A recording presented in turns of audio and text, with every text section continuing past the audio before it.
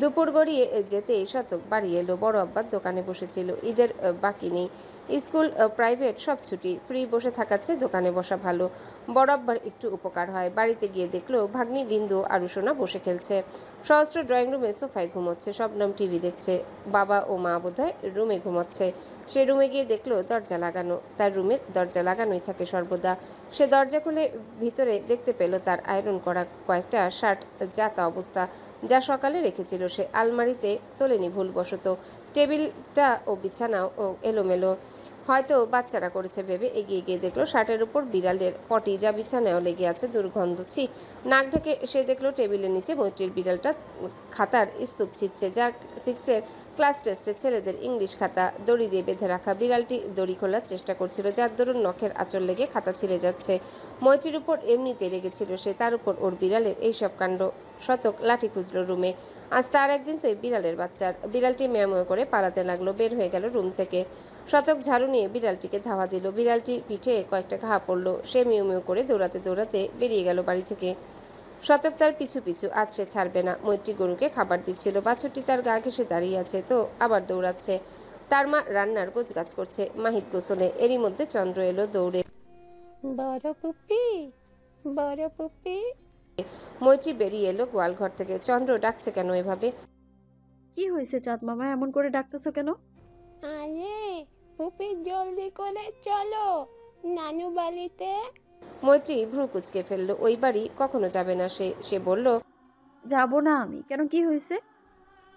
আরে জলদি চলো, ততক মামা তোমার কাকটাকে মেরে ফেললো যে। মৈত্রী চমকে গেল। বাঘিনী তো ওখানে, ওর কথা তো ভুলেই গেছিল সে। এই বাঘিনী আবার কোনো কিছু করেনি তো? এ চাঁদ মামা, আপনার মামা বাগিনীকে মারবো কিল্লাই? আরে পুপি, তুমি চলো তো। তোমার ক্যাট শতক মামা রুমে আটকে পড়েছিল বোধহয়। মামার সাথে পটি করে বিছানা মেখে ফেলেছে, কাটা ছিঁড়েছে। বলেই মৈত্রীকে টানতে লাগলো। হাই আল্লাহ, আজ তো বাঘিনীর কাম সারছে। কি হবে? সেও চললো, তবে বাড়িতে যাবে না, বাইরে থেকে দেখবে। খাদিজাও মাহিতও শুনলো। মাহিত গোসল করে বেরিয়েছে মাত্র, লুঙ্গি পরনে, শুধু গামছা দিয়ে মাথা মুছছে। চন্দ্রের কথা শুনে রুমে গিয়ে গেঞ্জিটা পরে নিয়ে বেরিয়ে পড়লো। খাদিজা বেগম তরি তরকারি মাছগুলো তুলে রাখছে। আজ একটা হেনস্থা করবেই বিড়ালটার। শতকদের বাড়ির পাশে 1 বিঘা জমিতে মেহগনি ও আম গাছের বাগান, বাগানের পাশে একটা ছোট পুকুর। শতক বাইরে গাছগাছালির ভেতর দৌড়াচ্ছে, বিড়ালটার পিঠে একটা একটা করে বাড়ি দিচ্ছে। কখনো লাগছে, কখনো না। বিড়ালটা ভয় পেয়েছে বোধহয়, মিয়াও মিয়াও করছে, যার মানে হয়তো এবারের মতো ছেড়ে দাও বাপ, আর তোমার বাড়ির ত্রিসীমানায় ঘেঁষবো না। শবনম সহস্রবিন্দু বাগানে দাঁড়িয়ে ভাইয়ার কাণ্ড দেখতে লাগলো। তাদের বেশ মজা লাগছে। একটু পরে চন্দ্র এলো, সাথে মৈত্রী। মৈত্রী শতকের কাছে গিয়ে বলল, ছেড়ে দাও না শতক ভাই, অবলা প্রাণী, বুঝে করে নাই তো। বিড়ালটা মৈত্রীকে দেখে দাঁড়ালো পাশেই পুকুর, হাঁপাতে লাগলো। মাগোমা জনমে শিক্ষা পেয়েছে মাস্টার মশাই থেকে, মিয়াও। শতক মৈত্রীর কথা শুনে প্রতিক্রিয়া ব্যক্ত করলো না। বিড়ালটাকে এক লাথি দিয়ে পানিতে ফেলে দিল। শতক ভাই। বলেই কেঁদে উঠলো নিঃশব্দে। বিড়ালটা তার প্রিয় ছোট বাচ্চার মতো আদর করে, সে এভাবে মারলো? কি নির্দয়, বেঁচে থাকবে তো? শতক ভাই ভুল করে ফেলেছে, তাই এমন করবে। তুমি মরে যায় যদি। কথা বলতেই গলা বারবার কেঁপে উঠলো। তখনই বিড়ালটা কোনো মতে ডাঙায় উঠে এলো। মৈত্রী গিয়ে কোলে তুলে নিল। শতক বিড়ালটাকে দেখে আরো রেগে গেল। বিড়াল পালিশ রাখতে পারিস না? আমার আয়রন করা কতগুলো শার্ট বিছানা নষ্ট করে দিল, স্টুডেন্টের খাতা ছিঁড়ে ফেলেছে। এগুলো ক্ষতিপূরণ কে দিবে? তুই? শার্ট বিছানা কে ধুবে? এক প্রকার জোরেই বলল। মৈত্রী কেঁপে উঠলো। বাঘিনীকে ওনার আড়ালে নিল। আবার না মারতে আসে, বিড়ালটা কাঁপছে। দেখো, যা হওয়ার হয়ে গেছে, ওকে মেরে ফেলে তো সব ঠিক হয়ে যাবে না? তুই কি, তুই সরাসরি ভাবে না করলেও সবসময় তোর জন্য অন্যরা ঝামেলায় পড়ে। কি অবস্থা করেছে ঘরটার, বিছানা সাইডে পটি মাখামাখি, আমার তো দেখেই বমি পাচ্ছে। সব ধুয়ে দিবি এখন। মৈত্রীকে বলতে না দিয়ে শবনম বলে উঠল। সহস্র বলল, ভাই, বিড়ালটার ওই বা কি দোষ? অবুঝ প্রাণী। তুমি বরং ঝাঁটা দিয়ে মিঠুকে কয়েকটা দাও। কি রে মিঠু, দেখ মার খাইলে কেমন লাগে। বলেই হাসতে লাগলো। মৈত্রীর কাছে সহস্রের মজা বিরক্ত লাগলো। তার চোখ দিয়ে পানি পড়ছে, হাত দিয়ে মুছে নিল। এখন কি করবে? মাহি দোকানে দাঁড়িয়ে, তাকে কেউ খেয়াল করেনি। সে এসে বোনের মাথায় হাত বুলিয়ে দিল। মৈত্রী কেঁদে উঠল। মাহির চোখে আশ্বস্ত করলো। বোন তার খুবই ইমোশনাল, অল্পতেই কেঁদে ফেলে। শতক, বিড়াল অবুঝ প্রাণী, ওরা তো আর বোঝে না। আর যা হয়েছে তা তো আর ওকে মেরে ফেলে ঠিক হবে না। বিড়াল আর কখনো যাবে না তোদের বাড়ি। আমি খাঁচা কিনে দেবনি, তাতেই আটকে থাকবে। বলেই থামলো। সে শতকের দিকে তাকিয়ে বলল কথাগুলো। শতকও তার দিকে তাকিয়ে। শতক ঘেমে গায়ের শার্টটা লেপ্টে আছে শরীরে, শ্যামলা বরণ রাগে লাল, কপাল দিয়ে ঘাম ঝরছে। সে আবারও বলল, শার্ট বিছানা আমি নিয়ে আসবো নি, মিঠু ভালো করে ধুয়ে দেবে আপা। ওনা আগেও অনেকবার তোর ভাইদের কাপড় ধুয়ে দিয়েছে, এমনি এমনি, তাই না শতক সহস্র? একটু থেমে আবারও বলল, আমার বোন কারো ঝামেলার কারণ কখনো না। ও তো আর বিড়ালকে বলেনি এসব করতে। তবে মিঠুর দোষ হলো বিড়ালটা ওর। ও তো বোকা, শুধু মানুষের অপমান শুনে যায়, জবাব দিতে পারে না। শতক তাকালো ভাই বোনদের দিকে, বলল, খুশবু, এখানে তোর বোনকে আমি অপমান করিনি। আর এইভাবে কেন বলছিস? বিড়ালটা কি কাজটাই না করলো, তাই বিড়ালকে মারছে। তোর বোনকে এমন কিছু বলি নাই যে এইভাবে কথা শোনাবি। আর তোর বোন কাজ করেছে আমাদের বাড়ি, তুই এইভাবে খোটা দিচ্ছিস? শবনম তোদের বাড়িতে কাজ করে না, সহস্র করে না, নাকি তোর বোনকে দিয়ে কাজ করাই এটা পছন্দ না? সোজা সাপটা কথা বলবি, পেঁচাবি না। মাহিত রেগে গেল। এতক্ষণ সে শান্তভাবে বলছিল, সে কিছু বলবে এর আগেই দেখলো মা মেজব বাসছে, তাই চুপ করে রইল। শতকও তাদের দেখে চুপ করে গেল। খাদিজা বেগম এসে দেখলেন মৈত্রীর কোলে বিড়ালটি। তিনি আগে শতকের বাড়িতে গিয়ে ওর ঘর দেখেছেন। কি অবস্থা করে রেখেছে ওই বিড়ালটাই, যাকে মেয়ে কোলে নিয়ে দাঁড়িয়ে। সুলতানা বেগমও কথা শোনালেন নালিশ করার ভঙ্গিতে। তার মেজাজ গরম হয়ে গেল। এগিয়ে গেলেন বিড়ালটি নেওয়ার উদ্দেশ্যে। বাদ সাধল মৈত্রী। মায়ের হাতে বাঘিনী পড়লে শেষ। খাদিজা বেগম রেগে মেয়েকে একটা থাপ্পড় মেরে দিল। সবাই অবাক, ভাবেনি খাদিজা বেগম এমন রিয়েক্ট করবে। খাদিজা বেগম রেগে আছেন। রোজ রোজ বিড়াল নিয়ে নালিশ তার ভালো লাগে না। বাইরের মানুষ এসে কথা শুনিয়ে যায়। মৈত্রী মায়ের দিকে তাকায়। সবার সামনে মারতে পারলো, তার চোখে জল তো ছিলই, আরও চোখ হলো। মাহিদ মাকে বলল, মা, মিঠুকে মারলা কেন? ওর কি দোষ? শফিউর রহমান বললেন, ভাবি, মেয়েটাকে মেরে ঠিক করেন নাই, ওর তো কোনো দোষ নেই। আর শতক একটু বেশি বাড়াবাড়ি হয়ে গেল না? শতক বাবার দিকে তাকালো। সে বাড়াবাড়ি করলো, তাই তো বাড়াবাড়ি তো। ওরই তো দোষ, এই বদমাইশ বিলাই পালছে কেন? কোনো উপকারে আসে না, খালি বস্তা বস্তা নালিশ।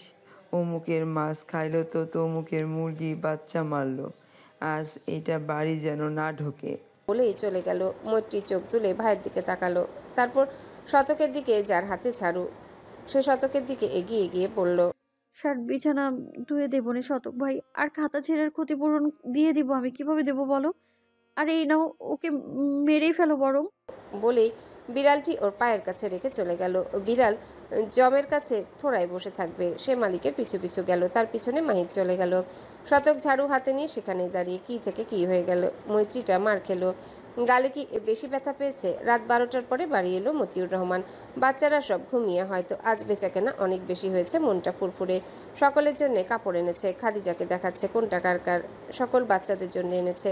মৈত্রী হুমার জন্য 3 পিস, জ্যোতির জন্য শাড়ি, মাহিদ, শতক, সহস্র, আয়াত ভাইদের জন্য একই ডিজাইনের পাঞ্জাবি সেট, বড় ভাইয়ের বউ বউ মায়ের জন্য শাড়ি, শবনমের জন্য বেনারসি, চন্দ্রবিন্দুর জন্য জামা, আর তার ছোট মায়ের জন্য সুন্দর জামা এনেছে। তিনি খাদিজাকে বললেন, সকালে বাচ্চাদের ও বড়দের ডেকে যার যারটা দিয়ে দেবে, আর কারো পছন্দ না হলে আমায় বলবে, পাল্টে দেব। এখন খাওন দাও তো। খাদিজা বেগম খাবার আনতে চলে গেলেন। বিকালের ঘটনা বললেন না। মেয়েটাকে মেরেছে জানলে কষ্ট পাবেন, তবে তাকে কিছু বলবে না। তার নিজেরও কষ্ট লাগছে, কিভাবে মারলো মেয়েটাকে। মেয়েটা তবুও রাগ করেনি একটু। ওখান থেকে এসে তার সাথে রান্না করেছে, তার সাথে স্বাভাবিক কথা বলল। এখন ঘুমিয়ে আছে আরুর সাথে। সকালে কয়েকটা চুমু খাবে কালে মেয়েটার। তবে ছেলেটা রেগে আছে তার উপর। তার কথা, বোনকে কেন মারবে। খাদিজা বেগম রান্না করে শতকদের বাড়ি গিয়েছিল শার্টগুলো আনতে। গিয়ে দেখে আরেক কাণ্ড, শতক সব শার্ট ও বিছানার চাদর পুড়িয়েছে। তিনি সেখানে গিয়ে ব্যাককল হয়ে গেছে। এত রাগ যে সব পুড়িয়ে ফেলতে হবে। পরিষ্কার করলে কি হতো না, নাকি জেদ দেখিয়ে করলো। তিনি মনে কষ্ট পেলেন খুব, তবে বুঝতে দিলেন না একটু। তিনি শতককে বুঝিয়ে এলো, মাথায় হাত বুলিয়ে দিলেন, মাফও চাইলেন। শতক বাধা দিল বড় মাকে, তারপর ফিরে এসে মৈত্রীকেও বিড়ালকে বকলেন। মাহিদ সন্ধ্যায় ফিরল খাঁচা নিয়ে, যাতে বাঘিনী বন্দি। খাদিজা বেগম কিছু বলল না ছেলেকে, তবে ভয় পেলেন স্বামীর কানে যেন না যায় এসব কথা। সকালবেলা সকলে মতিউর রহমানের বাড়িতে। সবাই যার যার জামাটা দেখছে। শতক আসেনি। মতিউর রহমান খেয়াল করলেন, মেজব্বা আসেনি? আসেনি বড় আব্বা, আর আমার মনে হয় আসবে। আসবে বড়াব্বা। এই মিঠু, আসবে বড়াব্বা। এই মিঠু, যা তো ডেকে নিয়ে আয় ভাইকে। শবনমকে বলতে না দিয়ে সহস্র বলে উঠল। আপা আবার কালকের কথা না বলে দেয়। শফিউর রহমানও হাফ ছাড়লেন। শতকার মেয়েটা একদম মায়ের মতো জেদি, ছোট ছেলেটা তার মতো একটু দুষ্টু। শবনম বলতে না পারায় বিরক্ত হলো। মৈত্রীকেও বাড়ি যেতে বলায় সহস্র মাহিদের দিকে তাকালো। মাহিদ বোনের দিকে তাকিয়ে বলল, মিঠু থাক, হুমু তুই যা ডেকে আন। হুমায়রা বাধ্য মেয়ের মতো চলে গেল। জ্যোতি আয়াতের দাদির পাশে বসে। দাদির বয়স বেড়ে গেছে, চিনতে পারে না সবাইকে, অসুস্থ তিনি। ছোট আরও ঈদের জামা পেয়ে বেশ খুশি, এখনই পরে সকলকে দেখাচ্ছে। মতিউর রহমান জ্যোতিকে শাড়ি দিয়ে বলল, আম্মা পছন্দ হয়েছে? জ্যোতি হেসে মাথা নাড়ায়, পছন্দ হয়েছে বেশ। মতিউর রহমান শবনমকে বেনারসি দিয়ে বলে, বড় আম্মা আপনার পছন্দ হয়েছে? খুব বড় আব্বা। একটু থেমে খুশবুর দিকে তাকিয়ে বলল, এগুলো তো দিচ্ছই, তোমার ছেলে আবার কথা শোনাবে না তো? সবাই শবনমের দিকে তাকালো। কি বলছে কি মেয়ে? সুলতানা ও শফিউর রহমান মেয়েকে ধমক দিলেন। খাদিজা বেগম অবাক হলেন। কালকের কথা বলবে কি? শতকটা এখনো রেগে। মতিউর রহমান কপালে ভাঁজ পড়ে। কি বলছে শবনম? সে বলল, আপনার কথা বুঝলাম না বড় আম্মা, আর শফি আমারে বলতে দে। শবনম এবার ভাবনায় পড়ল। বলা কি ঠিক হবে? মাহিদ বসে আছে চুপচাপ। মৈত্রী ভয় পেয়ে গেল। আব্বা রেগে যায় যদি ভাইয়ের উপর। সে চটজলদি শবনমকে হাত জোর করে মিনতি করলো না বলতে, কিন্তু শবনম বলেই ফেললো, না মানে তোমার মেয়ে আমাদের বাড়িতে কাজ করে দেয় অনেক সময়। খুশবু তাই নিয়ে কথা শোনালো, কাল যদি আবার এগুলো নিয়ে শোনায়। মতিউর রহমান অবাকের শেষ পর্যায়ে। তার ছেলে এসব বলবে? সে ছেলেকে বলল, আব্বা আপনি বলতেছেন? অবাক হয়ে বলল খুশবু। মাথা নত করে নিল। কাল বলেছে সে, কিন্তু ওভাবে বলেনি যেভাবে আপা বলল। মৈত্রীর চোখে পানি এলো। তার জন্য ভাইকে না বকায় বাবা। মৈত্রী চটজলদি বলল, আব্বা ভাই কিছু। আম্মা আপনাকে বলি নাই। শক্ত কণ্ঠে বলল, কিছু একটা তো হয়েছে। সকলের চেহারার রং দেখে বোঝা যাচ্ছে। বলেছি আব্বা। এতটুকুই বলল, আর কিছু না। মতিউর রহমান গম্ভীর হয়ে বসে রইলেন। বড় আব্বা কেন এমন বলল?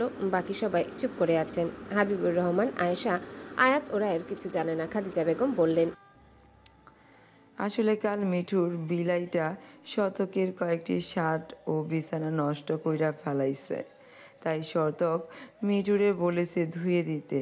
তখন আব্বা বলছে আব্বা অমন কইরা বলে নাই, কিছু বললেন না, বাচ্চাদের ব্যাপার ওরাই বুঝবেনি। মতিউর রহমান গম্ভীর মুখে বললেন, যেভাবেই বলুক বলেছি তো, যা ঠিক করে নাই। আর বাচ্চাদের মধ্যে হলে বড়দের মধ্যে কথা ওঠে না খাদিজা। শফিউর রহমান ভাইয়ের দিকে তাকিয়ে রইল। খুশবুকে আবার কিছু বলবে না তো? ছোট ছোট কথা অনেক সময় ভয়ঙ্কর বিপদে ফেলে। কথায় আছে না, ক্ষুদ্র ক্ষুদ্র বালুকণা বিন্দু বিন্দু জল গড়ে তোলে মহাদেশ সাগর অতল। ছোট্ট একটা বিষয় ভাইয়ের কানে গেল। এই শবনমকে আজ কিছু বলতে হবে। তিনি ভাইকে বললেন, ভাই সত্যি ছোটদের ব্যাপার, আমরা সেখানেই ছিলাম। সব বাচ্চাদের বাচ্চামো আপনি বাদ দেন তো। আর শবনম এসব কি? সব কথা বড়দের বলতে হয়? তোমরা ভাই বোনের ব্যাপার তোমরা মিটিয়ে নাও। মতিউর রহমান ভাবলেন, ঠিকই তো, সব ব্যাপারে বড়দের নাক গলানো ঠিক হবে না। ওদের ঝামেলা ওরাই মিটিয়ে নেবে। তিনি মৈত্রীকে বললেন, আম্মা কাপড়গুলা ধুইয়া দিও, আর বিড়ালের ব্যবস্থা করবানি। বড় আব্বা, মৈত্রীকে কষ্ট করে ধুতে হবে না, শতক সব কিছু পুড়িয়ে দিয়েছে। মাহিদ, মৈত্রী, মতিউর আর সকলে অবাক হলেন। পুড়িয়ে দিয়েছে মানে কি? মতিউর রহমান বুঝতে পারলো ব্যাপারটা হালকা নয়। তিনি ছেলে মেয়ের দিকে তাকালো। সুলতানা মেয়েকে ধমক দিলেন, স্বপ্নম বেশি কথা বলো তুমি, ওদের কথা ওরা মিটিয়ে নিবে। আর একটা কথা বলবে না তুমি, সবসময় একটু বেশি বলো। শবনম মায়ের কথা শুনে চুপ করে রইল। তখনই শতক ও হুমায়রা এলো। শতক দেখলো পরিবেশ গম্ভীর। কিছু হয়েছে কি? মৈত্রী মাহিদের দিকে তাকালো। মাথা নিচু করে সোফায় বসে আছে মাহিদ, তার পিছনে মৈত্রী দাঁড়িয়ে। শতক হালকা হেসে বলল, সবাই এখন সাইলেন্ট মোডে কেন সহস্র বড়ব্বা? মতিউর রহমান শতককে ডেকে পাশে বসালেন। আব্বা রাগ করে আছেন? কাপড় পরাইতেছেন কেন? আপনার বড় আম্মাই ধুইয়া দিত। মাহিদ কি বলল কি না বলল সেটা ধরে রাখবেন? আমি কেউ না। মাহিদ মৈত্রী ক্ষমা চাও আব্বার কাছ থেকে। আর খবরদার বিলাডারে যেন আমাদের বাড়িতে না দেখি। মৈত্রী ও মাহিদ নিচের দিকে তাকিয়েছে। বাবা তাদের ভাই বোনদের নাম ধরে ডাকে না, সকলকে আম্মা আব্বা বলে। এখন নাম ধরে ডাকলো মানে রেগে আছে। শতক অবাক হলো। বড় আব্বাকে এসবকে বলল। মানুষটা কষ্ট পেয়েছে। সে শবনমের দিকে তাকালো। আপা ছাড়া এই কাজ কারো না। সে বলল, বড়ব্বা তুমি এভাবে কেন বলছো? এটা আমাদের ভাইদের ব্যাপার, আমরা বুঝে নেব। আর বড় কোনো কিছু হয়নি। এই ছোট করে ব্যাপারে ক্ষমা চাইবে কেন? ভুল আমার, আর আপারও আছে। মৈত্রীকে বকা ঠিক হয়নি। মতিউর রহমান খুশি হলেন। তবু ছেলে মেয়ের দিকে তাকালো, যার মানে ক্ষমা চাও। মাহিদ ও মৈত্রী বাবার তাকানোর মানে বুঝলো। সরি আপা, আমার ওভাবে বলা ঠিক হয়নি। আর সরি শতক। মৈত্রীও চটজলদি বলল। সরি আপা, সরি শতক ভাই। সরি বলতে হবে না, বোন হই তোদের, বড় বোন। ওভাবে বলাই একটু কষ্ট পেয়েছিলাম। ছোট থেকে তোদের বকেছি, মেরেছি, আবার ভালোবেসেছি। কখনো সরি বলেছি? আজ বলবো না, তবে আর তোদেরও বলতে দেব না। মৈত্রীও চটজলদি বলল। সব ঠিক হয়ে গেল। সবাই জামা কাপড় দেখা নিয়ে আগ্রহ হলো। সকল মান অভিমান ভেঙে একে অপরের জামা দেখলো। খুনসুটিতে মেতে উঠেছে পরিবেশ। সহস্র কাদো কাদো হয়ে বলল। আরে আমার পাঞ্জাবিতে দুজন ঢোকা যাবে। এখন আমি দর্জি কই পাবো? ও ছোট মা, তুমি না দর্জি? আমি কিন্তু আগে সিরিয়াল দিব, আর মজুরি বাবদ তোমার বাড়ির আমার ইফতার। হুম। সবাই তার কথা শুনে হেসে উঠল। হুমায়রা বলল। হাজার ভাই, ও চুক্তি বাদ। মজুরি বাবদ তুমি সকলকে কসমেটিক্স কিনে দিবা, বুঝছো? ও মায় আল্লাহ, এ তো দিনে দুপুরে ডাকাতি। আচ্ছা ঠিক আছে, আমি তোমারে সকলের জন্য একটা মেহেদি আনবনি, ঠিক আছে? শালা কিপটুস, একটা মেহেদিতে তো একজনের হবে না। ছোট মার সিরিয়াল ক্যান্সেল। তুমি আমারটা করে দাও, তোমায় ফুচকা খাওয়াবো নি কেমন? শালা তুই আরেক হারকিপটা। ছোটাম্মা আমারটা আগে, আর সকলে কসমেটিক্স আমার তরফ থেকে। কাল সকালে নিয়ে যাবো নি। আর আমার তরফ থেকে তোদের জন্য জুতোর বাড়ি। বলেই হেসে উঠল। তারপর বলল। না মানে জুতা তোদের দুলা ভাই দিয়ে গেছে, বলেছে ঈদের সালামি। সবাই খুশি হয়ে কথা বলতে লাগলো। ছোট আরো বলল। আপা, আমায় দুটো জুতা কিনে দিবে কিন্তু। ওকে বুড়ি। আরো অনেক কথা চললো। হাসিতে মজায় আড্ডা জমে গেল। মতিউর রহমান ও হাবিবুর রহমান উঠে দোকানে গেলেন। শফিউর রহমান ও সুলতানা বাড়িতে চলে গেল। শফিউর রহমান রেগে আছেন মেয়ের উপর। খাদিজা বেগম কাজ করতে গেলেন। বাচ্চারা আড্ডা দিক। জ্যোতি বলল। আচ্ছা, ঈদের দিন তোমরা কোথায় কোথায় ঘুরতে যাবে? তার কথা শুনে সকলে হাসলো। আয়াত বলল। শোনো জ্যোতি, আমরা ঈদের দিন সকালে নামাজ পড়ে সালামি নিই সবার থেকে। তারপর জম্পেশ, খাওয়া দাওয়া, এর বাড়ি ওর বাড়ি, আড্ডা আর ঘুম। ঘোরার সময়ই নেই। ঈদের দিন কে ঘুমায়? আরে ভাবি আমার জানেমান, ভাবি যান, হ্যাঁ হ্যাঁ আমরা ঘুমাই। ঈদের আগের রাতে সবাই মিলে আড্ডা দেই। মহিলাগঞ্জ মেহেদি নিয়া পয়রা থাকে, তাই দিনের বেলা আপনি আপ ঘুম আসে। সবাই হেসে উঠল তার বলার ভঙ্গিতে। শতক হাসতে হাসতে মৈত্রীর দিকে তাকালো। তার মুখ মলিন। ভাইয়ের পাশে বসে এখনো মন খারাপ করে আছে সে। সহস্রকে ইশারা দিয়ে মৈত্রীর কথা বলল। সহস্র মানুষ হাসাতে ওস্তাদ, তার কথায় না হেসে থাকা যায় না। সে বলল। এই শালি। শতক চোখ গরম করে তাকালো সহস্রের দিকে। সহস্র মাথা চুলকে বলল। সরি ভাই, অ্যাকচুয়ালি স্লিপ অফ জিব্বা, বুঝলে? আর মিঠু এমন ভাবে বসে আছিস যেন তোর জামাই তোরে রাইখা অন্য বেডিরে নিয়ে ভাগছে। আরে মিঠু চিল না, জামাই চলে গেছে, নো প্রবলেম। তোর ভাইয়ের শালা আছে না, কি যেন নাম? মাহিদ চট করে বলল। নীরব, কিন্তু কেন? সহস্র হাসি হাসি মুখ নিয়ে বলল। বলছি রুকিয়ে যারা সবার কি জিয়ে। মিঠু, ওই গুন্ডাটা কিন্তু সম্পর্কে তোর বিয়াই লাগে। তার সাথে তাকে দিয়ে দেব কেমন? বেটা গুন্ডা না হোক, ভালো আছে বুঝলি, আর দেখতেও হেব্বি। শেষ করতে পারলো না। এর আগেই মৈত্রী উঠে এসে মারতে লাগলো। সাথে শতক, সেও মারছে। এটা ভাই না বিভীষণ। সে হাসাতে বলেছিল, শুধু ঘটকালি করতে না। কত বড় সাহস তার বউয়ের বিয়ে দিতে চাই, তাও আবার গুন্ডার সাথে। মেরে হাড্ডি গুঁড়ো করে বাজারে বিক্রি করবে। মাহিদ জোরে হেসে উঠল, বলল। হাজার প্রস্তাবটা কিন্তু দারুণ। ওর স্বর্ণের দোকান। মিঠু, তুই রানী হয়ে থাকবি। বলেই হাসতে লাগলো। মৈত্রী ভাইয়ের হাসি দেখে হালকা হেসে শতকের দিকে তাকালো। শতক সহস্রকে ছেড়ে মাহিদের দিকে তাকিয়ে যেন ক্ষুধার্ত বাঘ আর মাহিদ হরিণ ছানা। মাহিদ শতককে ওভাবে তাকিয়ে থাকতে দেখে ভেঙচি কাটলো। মৈত্রী ফিক করে হেসে ফেললো। সকলে তার দিকে তাকায়। শতকও তাকিয়ে হাসলো কেন? কথাটা ঠিক বলেছ ভাই, আমি তো ভেবে দেখিনি। বলে হাসতে হাসতে চলে গেল। শতক আহাম্মক হয়ে গেল। তার পাখি উড়ে যাওয়ার পায়তারা করছে না তো? জলদি খাঁচায় ভরতে হবে। সূর্যমামা তেজে তাকিয়ে ধরণীতে। বাতাস নেই, গাছের পাতাও নড়ছে না। ঝিঝি পোকা ডাকছে। রাস্তা দিয়ে ভ্যান চলছে, তার প্যাপু আওয়াজ। রাস্তার ধারে ছাগল বাঁধা, পাশে একটা ছোট ছেলে বসে, যার কোলে ছাগলের বাচ্চা। মাটি ম্যামা করে গা চেটে দিচ্ছে বাচ্চাটির। কাল পরশু হয়েছে হয়তো। মৈত্রী পিচঢালা রাস্তায় হেঁটে চলেছে। তার মনটা খুব খারাপ। বাঘিনীকে এক বান্ধবীর বাসায় রেখে এসেছে। বান্ধবীর বাঘিনীকে খুব পছন্দ, বাবা বাড়িতে রাখতে মানা করেছে, মানে রাখা যাবে না। আর বাবার কথা মানে শিরোধার্য, তার ভালো লাগছে না। একেবারে ছোট ছিল তখন যখন ওকে পেয়েছিল, বাড়িতে কেউ রাখতে দিবে না। ভাইকে মানিয়ে বাবাকে অনুরোধ করে অনুমতি পেয়েছিল, কত যত্নে পেলেছে সে। সব সময় তার পিছু পিছু ঘুরঘুর করতো, ডাকলেই ছুটে এসে মেয় মেয় করতো। আরুর পুতুল এনে খাটের তলায় লুকিয়ে রাখতো, মাছের বাটি দেখলে মাথা ছাড়া অন্য কিছু নিত না। বাড়িতে কুকুর ঢুকলে বকুল গাছের আগায় উঠে পাখির মতো মিউ মিউ করতো, মানে হয়তো সে পাখি সেজেছে। একটা আলাদা মায়া কাজ করতো পোষা প্রাণীটার উপর। শতক ওইদিকে গিয়েছিল কোনো এক কাজে, বাইক নিয়ে ফিরতে সামনে মৈত্রীর মতো একটা মেয়েকে দেখে। না, ওটা তো মৈত্রী, এখানে কি করছে? সে মৈত্রীর পাশে বাইক থামালো। মৈত্রী বাইক দেখে চিনতে পেরেছে। শতক বলল, কোথায় গিয়েছিলি ভর দুপুরে? শালাদের বাসায়। ছোট্ট জবাব। শতক আবারও বলল, কেন? মৈত্রী একটু থেমে উত্তর দিল। তার কথা বলতে ইচ্ছা করছে না, কান্না পাচ্ছে, তবুও ভদ্রভাবে বলল, বাঘিনীকে দিতে। কাছে রাখলেই হতো। আবার রাখতে দেবে না বাড়িতে। অভিমানী কণ্ঠ তার। শতকের জন্যই তো সব। শতক বুঝতে পারল অভিমানিনীর অভিযোগ। ও বলল, উঠে বস, বাড়ি যাব। আর বিকেলে বরাবর দোকানে যাব। তখন বলবো নি তোর এই বাচ্চার কথা, যার শোকে শোকাহিত তুই। তোমার বলতে হবে না, দূরে আছে ভালো আছে, কাছে এনে বিপদে রাখার দরকার নেই। শতক হাসলো, মৈত্রীকে বাইকে উঠতে ইশারা করলো। মৈত্রী মানা করে দিল, যাবে না সে। শতক বলল, উঠতে বলছি তোকে, দুবার যেন না বলতে হয়।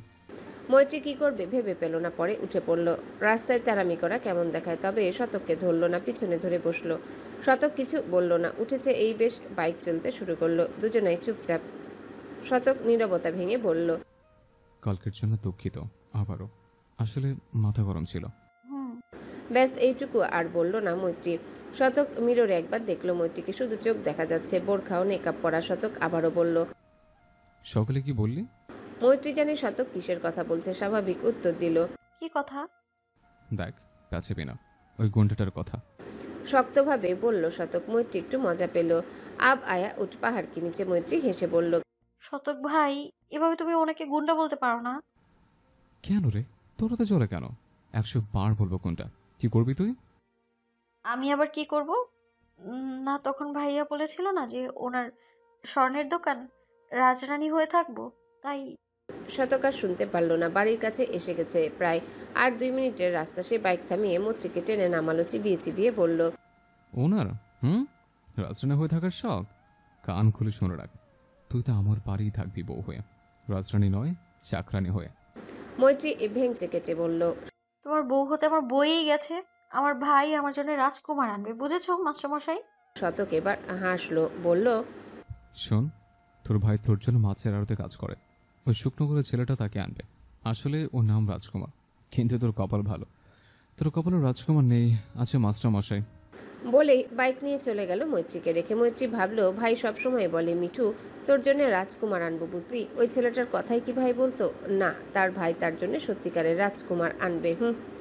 দুপুর গড়িয়ে বিকেল। মৈত্রীদের 3টে মুরগি ছিল, তার মধ্যে 2টো ডিম পারে, অন্যটা এখনো পারেনি। যেটা ডিম পারে না সেটা শতকদের পাশের গাছের বাগানে গিয়েছিল বোধহয়। ব্যাস বেজি ধরে ফেলেছিল, কিন্তু নিতে পারেনি কুকুর থাকায়, শুধু ঘায়েল করেছে। খুশবু সেটা জবাই করেছে। মৈত্রী সেটাই এখন উঠোনে বসে কাটছে, পাশে আরও বসে কাটছে মুরগির জন্যে। আর বেজিকে বকা দিচ্ছে। মৈত্রী মুরগির পা কেটে কেটে মুরগির 2 ভাগ করছিল, তখনই আরও জোরে জোরে কেঁদে বলল, আপু আস্তে কাটো, ব্যথা পাচ্ছে তো মুরগি। মৈত্রীর ইচ্ছে করলো আরুর মতো ভ্যা ভ্যা করে কাঁদতে। আরে মরা মুরগি ব্যথা পাবে কি করে? সে মাকে ডাকলো, মা, তোমার মেয়েকে এখান থেকে উঠতে বলো তো, আমি ওরা মারবো কিন্তু। খাদিজা শুনলো কি শুনলো না, আরু কান্না বন্ধ হয়ে গেল। সে বলল, আপু আমি কি করছি? তুমি তো মুরগিকে ব্যথা দিচ্ছ। মৈত্রী রেগে গেল। ধর বইন, তুই কাট, আমি তো ব্যথা দেই। আরু ফেল ফেল করে তাকিয়ে রইল। তখনই টিনের দরজা খটখট শব্দ করলো কে যেন। মৈত্রী ওড়নাটা মাথায় টেনে নিল। আরু বলল, কে? আসো। গেট খুলে ভেতরে ঢুকলো আগত অতিথিরা। মৈত্রী দেখলো একটা 12-13 বছরের ছেলে আর 2টা মহিলা। একটা ছেলের মা ও দাদি হবে হয়তো। পিছনে আরো একজন আছে, সে সামনে এলো। মৈত্রী দেখলো লোকটা নীরব ভাইয়া। মৈত্রী মুরগিটা রেখে দিল, দাঁড়িয়ে সালাম দিল, বলল, নীরব ভাইয়া ভালো আছেন? সে নীরবকেই চেনে, আর তো কাউকে চেনে না। ঝর্ণাপুর মা দাদি হয়তো। নীরবের মা আসতে নীরবকে বলল, এই মৈত্রী। নীরব মাথা নেড়ে হ্যাঁ বুঝালো। হেসে মৈত্রীর কথা জবাব দিল, ভালো আছি, তুমি?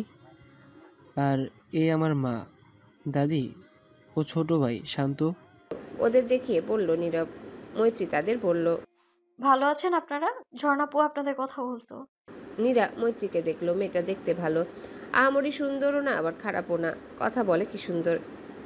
এই তো কথা বলেই সকলের মন গলে দিবে। তার বেশ পছন্দ হলো মেয়েটিকে। তার ছেলের বউ হলে সে মাথায় তুলে রাখবে। জমেলা বেগম ভ্রুকুচকে জিজ্ঞাসা করলো, জন্নার লগে তোমার কিভাবে কথা হয়? তারে চেনো তুমি? বুবু, জনা যেই কলেজে পড়ে, মৈত্রীও ওইখানেই পড়ে। ওরা চেনে একে অপরকে অনেক আগে থাইকা। আরু ওদের সকলের দিকে তাকিয়ে আছে, কাউকে চেনে না। সে মাকে জোরে বলল, মা দেখো, আপু অপরিচিত মানুষের সাথে কথা বলে, তুমি আপুকে বকা দাও। মৈত্রী চোখ রাঙালো। নীরব, শান্ত ও নীরা হেসে ফেলল। জমেলা বা তীক্ষ্ণ চোখে তাকিয়ে শান্ত বলল, আরে এই ফাটা মাইকটা কে ভাই? নীরা ছেলেকে চোখ রাঙালো। আরো কিছু বুঝলো না। নীরবও চেনে না। মৈত্রী বলল, আমার ছোট বোন। আপনারা ভেতরে চলুন। তুমি কাজ করো, তোমার ব্যস্ত হতে হবে না। এরই মধ্যে খাদিজা এসে দেখলো কতগুলো মানুষ। তিনি নীরবকে চিনলেন। সাথে সাথে বুঝে ফেললো হয়তো খুশবুকে দেখতে এসেছে। হায় আল্লাহ, এখন কি করবেন? তিনি তাদের সাথে কুশল বিনিময় করলেন, ঘরে নিয়ে বসালেন। মৈত্রীকে ফোন দিতে বলল বাবার কাছে। মতিউর রহমান বললেন, ভালোভাবে আপ্যায়ন করো তাদের, এখনই যেতে দিব না। মেজি আব্বাকে দিয়ে বাজারে পাঠাইছি, ইফতার কইরা খাওয়ান দাওয়ান কইরা তবেই পাঠাইবা। আয়শা সহ ওদেরকে ডেকে আনো। বলেই রেখে দিল। মাহিদ গালে হাত দিয়ে বসে নিজের রুমে। আরও বিন্দুর সাথে খাটে বসে পুতুল খেলছে। আয়াত মাহিদের জামা কাপড়ের মধ্যে ভালো কাপড় খুঁজছে, যা পরলে মাহিদকে ভালো লাগবে। শবনম মাহিদের পাশে বসে তার হাতে মাথা ঠেকিয়ে সহস্রের ভাষণ শুনছে। মৈত্রী দাঁড়িয়ে আছে। ভাবি, মা, মেজো আম্মা, ছোট আম্মা কাজ করছে, তাকে ছুটি দিয়েছে। সহস্র বলতে লাগলো, খুশবু ভাই, এটা তুমি করতে পারলা আমার সাথে? আমার ক্রাশরে বিয়া করবার পারবা? তোমার বুকটা একটুও কাঁপবো না? আচ্ছা থাক, বাদ দিলাম ওসব কথা। আগে শুনছি মেয়েদের দেখতে যায়, কিন্তু এরা তো রীতিনীতি উল্টাপাল্টা কইরা তোমারে দেখতে আইলো। তোমার কি শরম করতেছে? একদম শরম পাইবা না। বেডা লোকের আবার কিসের শরম? মৈত্রী সহস্রের পিঠ আস্তে কিল বসালো। তোমার খালি ফাও কথা। ভাই তাড়াতাড়ি রেডি হও তো। মাহি আবার কিসে রেডি হবে? ও এমনি সুদর্শন, রাস্তায় গেলে মেয়েরা চোখ দিয়ে গিলে খায়। আয়াত একটা পাঞ্জাবি এনে দিল। খুশবু ভাই, এটা পরে ফেলো, হেব্বি লাগবে। দাদিটা পটে যাবে 100%। মাহিদ পরল না পাঞ্জাবি, একটা শার্ট পরে চুল ঠিক করলো। মৈত্রী বলল, আয়াত ভাই পাঞ্জাবিটা হাজার ভাইকে দাও, সে পরে ওই দাদিকে পটাইয়া নিব নে। সহস্র মৈত্রীকে কিছু বলবে এমন সময় হুমা বলল, খুশবু ভাইয়ের বিয়ে তো খাবোই, তবে 100 ভাইয়েরটাও কবে খাবো? শবনম হেসে ফেলল, সেটা ওই বলতে পারবে। শতক ভাইয়ের কোনো পছন্দ আছে? না, তোমরা পছন্দ করে রাইছো। শতকের পছন্দ আছে কিনা জানি না, থাকলে তো হলোই, আর না থাকলে আছে একজন। মাহিদের আগ্রহ বেশি দেখা গেল, বলল, কাকে? মৈত্রীও কানটা খাড়া করে রাখলো। শবনম বলল, তোরা চিনিস, আমার মামা তো বোন আছে না, কথা না, ও ডাক্তারি পড়ছে। মেয়েটা ভালো, দেখতেও সুন্দর, ব্যবহারও ভালো। মৈত্রী মনে মনে ভেঙচি কাটলো। আসছে ডাক্তার নিশে বলল, শতক ভাই জানে? আর ওই আপুটা? না, কেউ জানে না, শুধু আমি আর বাবা আলোচনা করেছি। তবে শতকের পছন্দ থাকলে আর কথা নেই। আর আফটার অল লাইফটা ওর। মাহিদ শুনে গেল, কিছু বলল না। সে তো জানে শতকের পছন্দ আছে, পছন্দ, ভালোবাসে সে তার বোনকে। কিন্তু ইফতারের সময় প্রায় হয়ে এসেছে। শতক বড় আম্মার কাছে বাজার দিয়ে বাড়িতে এসে গোসল করে রেডি হয়ে রওনা দিল বাড়িতে। বড় আব্বা তার উপর দায়িত্ব দিয়েছে যেন সব ঠিকঠাক হয়। সে আসতে পারবে না, ভিড় অনেক দোকানে, তার বাবাও আছে। ছোট আব্বা শুধু বাড়িতে। শতক গেট খুলে দেখলো বড় আম্মা, মা, ছোট আম্মা রান্না করছে, জ্যোতি ইফতারের জোগাড় করছে। মৈত্রী নেই কেন? সে গিয়ে জিজ্ঞাসা করলো, বড়ম্মা, মৈত্রী কোথায়? খাদিজা বেগম মাংস কষাচ্ছিল। তিনি শতকের দিকে তাকিয়ে বলল, মেহমানদের সাথে আড্ডা দিচ্ছে বাচ্চাদের সাথে। কেন, কিছু লাগবো আব্বা? শতকের কপালে ভাঁজ পড়ল। মেহমান মানে ওই নীরব আর ওর মা দাদি। এখানে বড় আম্মারা কাজ করে কুল পাচ্ছে না, আর মহারানী আড্ডা দিচ্ছে। শতক বলল, তোমরা একা একা কাজ করছো আর আপার মৈত্রী ওদের সাথে আড্ডা দিচ্ছে। আরে আমি বলছি ওদের সাথে আলাপ করতে, আর এতটুকু কাজ আমরা করে নেব। শবনম মিঠু একটু মজা করুক। বলেই নিজের কাজ করতে লাগলো। শতকের ভ্রু কুচকে যায়। বাহ, ভালো কাজ করেছ। আপার কথা বাদ দিলাম, কিন্তু মৈত্রী, হুমা, ওখানে গুন্ডা নীরবটা আছে না? কোন আক্কেলে তোমরা ওদের এখানে আড্ডা দিতে দিয়েছ? শুনে বিবাহ লাইক মেয়েকে তোমরা একটা অপরিচিত লোকের সাথে উপস্থিতিতে আড্ডা দিতে বলেছ? তোমাদের আক্কেল কবে হবে শুনে? ধীরে ধীরে ঝুঁকে কথাগুলো বলল শতক। তার মেজাজ গরম হয়ে গেছে। খাদিজা বেগমের টনক নড়ল।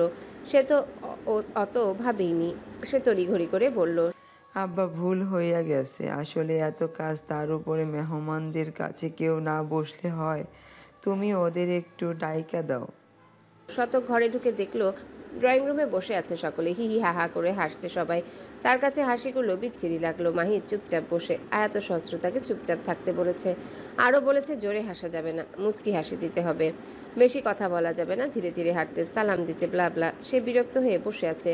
সহস্র, শান্ত আর আরু বিন্দু ঝগড়া করছে ও হাসছে। নীরব ও বড়রাও টুকটাক কথা বলছে। নীরব বলল, মৈত্রী আরও দেখতে কার মতো কৌতো? মৈত্রী হেসে বলল, আপনি বলেন কার মতো হয়েছে? একদম তোমার মতো কিউট। শতক চোখ বড় বড় করলো। গুন্ডাটা দিনে দুপুরে ফ্ল্যাট করছে, ভাবা যায় না, সহ্য করা যাচ্ছে না। সে যে এসে দাঁড়িয়েছে কারো নজরে নেই। কি যে বলেন না ভাই, কোথায় আমার শোনাবো আরু, আর কোথায় এই পেতনি? আমি সত্যি পেতনি হলে তোমার ঘাটটা আগে মটকাইতাম হাজার ভাই। মানুষ রূপেই যেরম কেলানি দিস বইন, পেতনি হইলে যে কি করতি আমি এখনোই উপলব্ধি করতে পারি তোর ভবিষ্যৎ জামাইয়ের কষ্ট। মৈত্রী রাগার বদলে হেসে ফেলল। নীরব মৈত্রীর দিকে মুগ্ধ চোখে তাকিয়ে, আর শতক ক্ষুব্ধ চোখে। শতক বলল, মিঠু, হোমো, তোদের মা ডাকছে, এখন যা। মিঠুকে? মৈত্রীকে বাড়িতে সবাই মিঠু বলেই ডাকে। ভালো নাম দিয়েছো তো। আর আমার মেয়েটাকে এরা দুই ভাই ফোয়ারা ডাকে, ভাবা যায়? মাহিদ হঠাৎ ফিক করে হেসে ফেলল। ফোয়ারা? এটা একটা নাম হলো? সবাই মাহিদের দিকে তাকিয়ে সহস্র চোখ পাকালো। মাহিদ হাসি থামিয়ে নিল। ছোট ভাইয়ের চোখ পাকাচ্ছে, ভাবা যায়? এই নমুনাগুলো যাক, দেখাবো মজা। মৈত্রী ও হুমা চলে গেল। মৈত্রী ভাইয়ের পাশে বসেছিল। শতক সেই জায়গায় গিয়ে বসলো। আরও এসে শতকের কোলে বসলো। 100 ভাই, আমার জন্য চিপস আনিছ?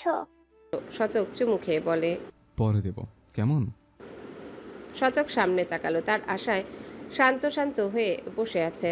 ভাব এমন যেন ভদ্র ছেলে, অথচ এতক্ষণ আরও রবীন্দ্রর সাথে ঝগড়া করছিল। নীরবও খেয়াল করলো।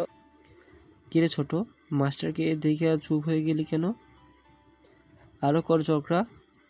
শান্তর মুখটা ফাটা বেলুনের মতো চুপসে গেল। শতক হাসলো, বলল, শান্ত, এক্সাম কেমন হলো? শতক আর কিছু বলল না। ক্লাসের সবচেয়ে দুষ্টু ছেলে সে। নীরা বলল, ছোট তোর স্যার হয়। জামেলা বেগম বলল, তাইলে সালাম দিলি না কেন বেয়াদব? নীরা শতককে বলল, বাবা কিছু মনে করবেন না, ও আসলে খুব দুষ্টু। পড়ালেখা করে কি? করে, চিন্তা করবেন না। আয়েশা ইফতারি সামগ্রী এনে টেবিলে রাখলো। আজান দিল বলে শতক সাহায্য করলো। শবনমকেও বলল সাহায্য করতে। সকলে ইফতারি করলো। মৈত্রী আর এলো না। নীরব খুঁজলো, এদিকে ওদিকে তাকিয়ে পেল না। মেহমানদের খেতে দেওয়া হয়েছে, সাথে আয়াত, শবনম, সহস্র, হাবিবুর রহমান, চন্দ্র বসেছে খেতে। খুশবু ও শতক খাওয়াচ্ছে সকলকে। জামেলা ও নীরার ভালো লাগলো ছেলেটিকে, একদম খাঁটি। জবেলা প্রথমে নারাজ থাকলেও ছেলেকে দেখার পর মন বদলে গেছে। ছেলের ব্যবহার ও কথাবার্তা দেখে আরো খুশি। অকর্মা নাতনি, তার কিছুই করতে পারে না খাওয়া ছাড়া। তার জন্য এই ছেলে তো সোনায় সোহাগা। সকলে খাচ্ছে। আরও এসে খুশবুর কোলে উঠে পড়লো, আর নামবে না। শতক দেখলো নীরব মাছ নেয়নি। সে নীরবকে মাছ দিতে নিল। নীরব নিল না, বলল, আমি মাছ খাই না। মাহিদ শতককে দেখে মনে মনে হাসলো। দাঁড়াও চান্দু। মাহিদ এসে শতকের দিকে তাকিয়ে বলল, আমাদের মিঠু মাছ খায় না। শতক এমনভাবে মাহিদের দিকে তাকালো যেন গিলে খাবে। মাহিদ 32 পাটি দাঁত বের করে হাসলো। শতক ঠোঁট নাড়িয়ে শব্দহীন বলল, শালা। মাহিদ বুঝে ভেঙচি কাটলো। শতক চোখ সরিয়ে নিল। এই 3 ভাই বোন কথায় কথায় ভেঙচি কাটে কেন? নীরব বলল, তাই নাকি?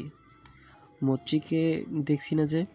শতকের মনে হলো নীরবের মাথায় ডালের বাটি সব ডাল ঢেলে দিতে, কিন্তু দিল না। তবে প্লেটে দিল ডাল একটু বেশি করে। নিন, ডাল খান বেশি করে। মৈত্রী বড় মাকে হেল্প করছে। নীরব না করার সুযোগ পেল না। শতক প্লেট ভর্তি ডাল দিয়েছে, যেন পান্তা ভাত। সে ডাল খায় না, তবুও গিলতে হলো। খাওয়া দাওয়া শেষে মেহমান বিদায় নিল, তবে যাওয়ার আগে জবেলা বেগম মাহিদের হাতে 3,000 টাকা গুজে দিয়ে চলে গেল। মাহিদ আহাম্মক হয়ে তাকিয়ে রইল। মেহমান যাওয়ার পর এই নিয়ে সবাই হাসাহাসি করলো। শতক বলল, ভাই ট্রিট দিতে হবে কিন্তু সবাইকে। বুড়িটার দিল আছে, 3,000 দিল, ভাবা যায়? ইস, আমারও যদি এমন দাদি শাশুড়ি কপালে জুটতো, তাইলে তো সব টাকাই টাকা। তোকে শাবলা পাগলের সাথে বিয়ে দিয়ে 2.5 লাখ টাকা যৌতুক আনবো, চিন্তা করিস না। আপু, তোমার জামাইয়ের সাথে দাও। মতিউর রহমান দোকানে বসে গরমে অবস্থা কাহিল। মার্কেটের ভিতর প্রচুর গরম, ফ্যান চলছে, কিন্তু এ মনে হয় বাতাস না বাষ্প। তিনি ঘেমে গেছেন। দোকানে আরও লোক আছে, শতক, শফিউর রহমান, হাবিবুর রহমান, আয়াত কর্মচারী তো আছেই একজন। কেউ বসে নেই, ক্রেতাদের কালেকশন দেখাচ্ছে। শতক মতিউর রহমানের পাশে। শতক ও মতিউর রহমান একটু আগলা হলে শতক বলে, বড়ব্বা মিঠু ওর বিড়ালটা বান্ধবীর বাড়িতে রেখে এসেছে। মতিউর রহমান কাপড় ভাঁজ করতে করতে জবাব দিলেন, ভালো করেছো। বড়ব্বা বিড়ালটি মিঠুর খুব প্রিয়, ও কষ্ট পাচ্ছে। আর খুশবু খাঁচে এনেছে, তো খাঁচে রাখবে। তা কি হয়েছে? বড়ব্বা বুঝতে পারছো না কেন? বিড়ালটা বাড়িতে রাখার অনুমতি দাও তো, আমি ওর বান্ধবীর বাসা থেকে এনে ওকে দিয়ে দিই। না মেজো আব্বা। শতক মতিউর রহমানের হাত ধরল। বড়ব্বা তুমি কি আমার উপর রেগে আছো? আপনার উপর রেগে থাকবো কেন? তাহলে অনুমতি দাও। মতিউর রহমান হতাশ হলেন, বললেন, আচ্ছা দিলাম, কিন্তু এরপর কোনো নালিশ এলে বিড়ালের খবর আছে। শতক খুশি হলো। সে তখনই দোকান থেকে বের হয়ে বাইক নিয়ে বের হলো। উদ্দেশ্য বিড়াল এনে মালিকের মন গলানো। মৈত্রী ও হুমা বসে বসে টিভি দেখছে আর হাসছে, কারণ টিভিতে ডান্স রিয়েলিটি শো চলছে। একটা ছোট মেয়ে নাচছে, তার মতো করে আরজুও চেষ্টা করছে, আর আরুর নাচ দেখে দুজন হাসছে। হাসার মধ্যে মিয়াও মিয়াও আওয়াজ শুনতে পেল সকলে। মৈত্রী দরজায় তাকালো, দেখলো শতক খাঁচা হাতে দাঁড়িয়ে, আর খাঁচার ভেতরে বাঘিনী। হুমা আরু খুশি হলো, মৈত্রীও খুশি। হুমা বলল, ভাইয়া ওকে আনছো? বড়াব্বা পারমিশন দিয়েছে? বলে মৈত্রীর দিকে তাকিয়ে রইল, তার কথা বলার অপেক্ষায়। মৈত্রী এসে বাঘিনীকে বের করে আদর করলো। শতক খুশি হলো। মৈত্রী আদর করে আবারও খাঁচায় পুরে বলল, এটাকে কেন এনেছো? শতক ভ্রু কুচকে বলল, তোর বাচ্চা, এর জন্য কেঁদে বন্ডা বানালি, তাই নিয়ে এলাম। ভালো করেছো, এখন নিয়ে যাও এটাকে, আমি আর রাখছি না। বড়পা পারমিশন দিয়েছে তো। দিক, আমি রাখবো না, দিয়ে আসো, আমি আর ঝামেলা চাই না। দেখ মিঠু। শতককে বলতে না দিয়ে মৈত্রী শান্ত ও শক্ত কণ্ঠে বলল, আমি বলছি তো রাখবো না, না মানে না, আর আমার না মানে তো জানোই, তোমার বাপ চাচাদেরই রক্ত বলে কথা। বলে চলে গেল। শতক দীর্ঘশ্বাস ফেলল। সে বুঝলো মৈত্রী রাখবে না। মৈত্রীর জেদ সম্পর্কে অবগত। সে অগত্যা বিড়ালটি রেখে এলো। বিড়ালটি সারাক্ষণ মেয়াও মেয়াও করছে। মেঘমেঘ আকাশ, রোদ কখনো হালকাভাবে তো কখনো গাঢ়ভাবে ঢেউ খেলছে। আবহাওয়া গরম। মৈত্রী, হুমা ও শবনম ফুল পিঠা বানাবে, তাই 3 যা মিলে চাল বেটে দিয়েছে। সেগুলো পরিমাণ মতো লবণ একটু পানি দিয়ে মেখে 3 অংশে ভাগ করে একটা সাদায় রেখেছে। একটা অংশ হলুদের গুঁড়ো দিয়ে হলুদ রঙের করেছে, আরেকটা হালকা লাল রং দিয়ে লাল রঙের করেছে। এরপর 3 জন সিরিঞ্জের ভিতর তুলে কলাপাতার উল্টো পিঠে ছোট ছোট ফুল ভরাট করছে।